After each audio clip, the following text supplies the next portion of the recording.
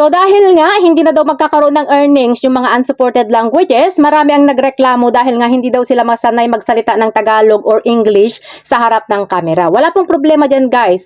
Kung ang video mo ay Bisaya, Ilocano, Waray at kung ano-ano pang salita niyan, pwede mo pong lagyan ng subtitle para kahit papaano maintindihan pa rin ng AI ni Meta at para safe sa unsupported languages. So ang tanong nila, paano daw ba maglagay ng subtitle? So, ang una guys, dapat meron kayong CapCut application. I-download nyo lang siya guys doon sa mga Play Store o di kaya sa Apple Store. At kapag na-download nyo na, pumunta na kayo sa inyong CapCut application. At dito sa ating CapCut guys, pindutin nyo na itong new video para pumili ng video doon sa gallery nyo. At kapag nakapili na kayo, ganito na ang makikita ninyo. So, para malagyan natin ng subtitle guys, pindutin natin itong caption. Tapos, pindutin natin itong spoken language. And then, scroll lang natin guys para hanapin yung Tagalog o di kaya yung Filipino.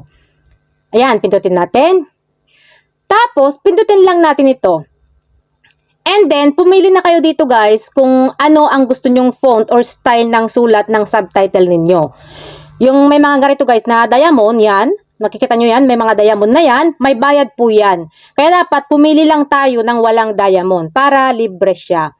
So for example, ito yung napili natin. Ngayon, pindutin na natin itong generate. So itong generate guys, medyo matagal ito. So antayin lang natin siyang mag-generate. And then, ito na, tapos na.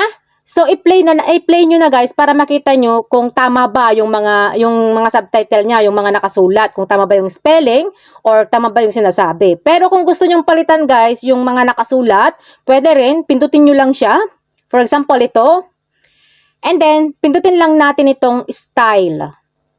Tapos pindutin nyo na dito yung para palitan ng sulat, pindutin nyo lang ito kung mali yung mga spelling, yan.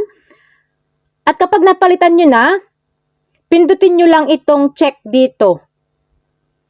Tapos, i-check nyo na yan isa-isa guys kung tama ba yung mga spelling or kung tugma ba yung mga sinasabi nyo doon sa mga sulat na lumalabas dyan.